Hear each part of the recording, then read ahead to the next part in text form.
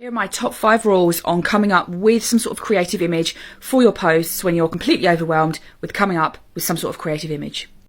So this was a question that landed in my Instagram, and I get it. I used to be that, and I got the perfect solution. Use one piece of software, one app, one piece of software that you do all your creating in. I used to use WordSwag all the time for many years. I recently switched over to Canva. Entirely up to you what you want to use, but choose one and learn it well. One of the things that's going to get in your way is colours. So point 2 is choose your colours and stick to them. And when I say choose your colours, actually take the time and choose hex codes so that you're not having to drag that colour charter out to get the perfect colour that you want, because your hex code will do that for you.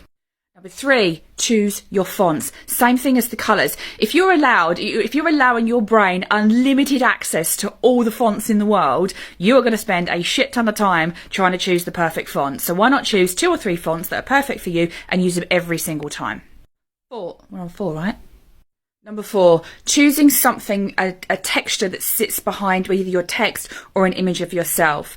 This will make things a lot easier for you. Again, it's limiting your brain's capacity to dive into somewhere that's got a ton of images and for you to scroll and scroll and scroll for days and find what you want. So whether that's a texture, whether that's flowers, whether that's shapes, anything like that, choose it, limit it down, choose your selection so it's super easy for you to go in, type something in, find what you want, stick it behind your text, stick it behind your image, and away you go.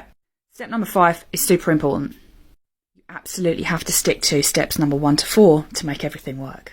And the great thing about that is not only are you restricting your choices, which actually frees you to be more creative, you're also building brand awareness. When you choose very specific fonts, colours, images, textures, things that are very specific to you and your brand, you become instantly recognisable. This basically means that when someone's scrolling and they see something, if it's all in your style, your colours, your fonts, your tones, your backgrounds, the things that you use, they instantly know it's you without reading whatever it is that you might have written. And that right there is kind of gold.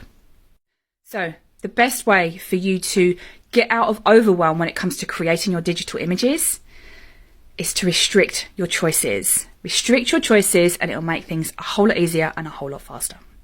And if you're worried about engagement, I've got a free engagement mastery challenge coming up. Hit the link in the bio to join.